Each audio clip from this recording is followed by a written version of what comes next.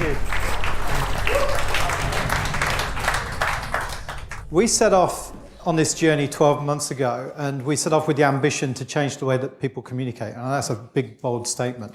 We started tackling the first problem area, which we felt was video conferencing. And we've virtualized video conferencing in the cloud. And we've created a platform around that to allow our customers to white label our services, but also to take our API and to embed our product into their web-based applications. So what I'm going to do today is I'm going to walk you through our demo of how easy it is to set up a room. And I'll talk you through, as I do this, what's happening in the background with the infrastructure that we've created.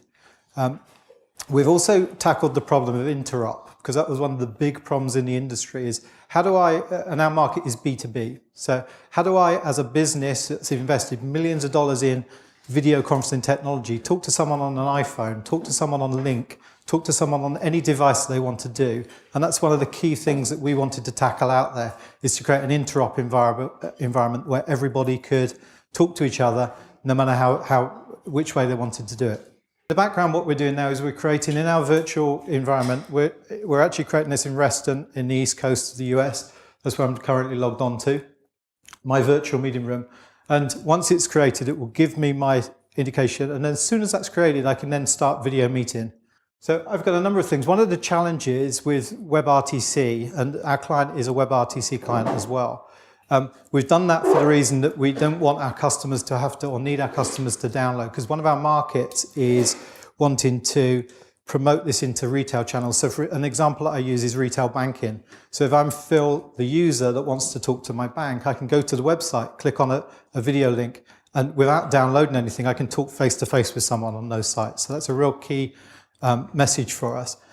So if I go back now, I've got an option to invite people. I can send that to my inbox. I can copy that to my clipboard and send out an invite to people to come into my room. And I've got my room details down below. But if I just want to start a meeting, and forgive me, I've tested it earlier, and this is really, really poor example because of the bandwidth in here. But if I start a meeting now, I can just enter in my ultra secure password again. I'm joining at the lowest speed that it will allow me to do. And the video call is then launched. I will have my list of participants down here who are joining the meeting, and I will be popped into a window here while my participants are joining on this. I can have a self view as a confidence window, because when I'm in a video call, I won't see this big window here.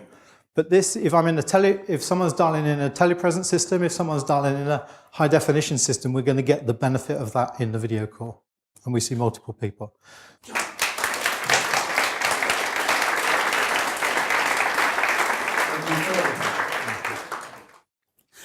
Just from doing lots of conference calls and all that side of it, and I'm sure the bandwidth thing's a really good idea, basically, but I would say straight away, I don't do Skype conference calls anymore because they're rubbish, they always drop out, so it'd be really good to communicate to your audience how coverage is much better than they think, the probabilities of dropping out are very low.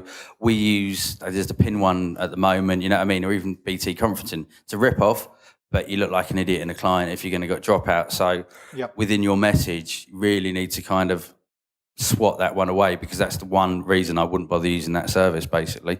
Yeah. And if you could beat that, then I'd use it all day long. Yeah, and I appreciate the feedback. And a lot of people, in our first meeting with them, they'll compare us straight away with Google Hangouts and with Skype. And once they see the quality and see the performance, and actually just get to having a conversation with us over the call, instantly puts that away. With Google, which is the other one, it's all about the interop and the story around how we can talk to any device. We've also, I didn't have time today, but we've also developed an iOS app that we can just dial straight into the rooms as well. So for people on the move. But do you intend to kind of have like a film or something, or statistic, you know what I mean, some sort of animation, just straight away, because it's like, similarly to the last startup, it had no personality to it, you know what I mean? I make content, so that's my first thing I think of, but It's like, they're great ideas, but as a user, it's just another one of these, you know what I mean? And if you individualize it and really kind of bring it to life, then I'm much keener as a user, you know what I mean? Okay, thank you. Branding and design then. So. Exactly. Personality. Thank you. Everyone's doing the same thing. Just building up on last point here. Quality is definitely one of the pieces, but ease of use, right? Julian showed the actual form to join one of those meetings. But if I compare this to, you know, Blue Jeans or Uber Conference and all these guys, it's really a click in an email and I'm in the conference. Yep. So I think that's maybe a piece of feedback. The form that you showed initially seems very heavyweight. Yeah, the reason for showing it that way around, and I really do understand, we're trying to get down to the one click, because that's what every user wants to get.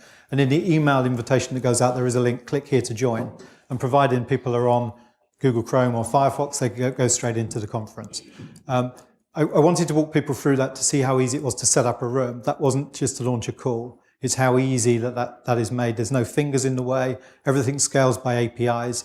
You can have 2 people in a conference call, or you could have 200 in there. We don't mind, because everything scales automatically via APIs. And it's down to the individuals how many people go in there. But thank you. We're constantly looking at that, though, of ease of use.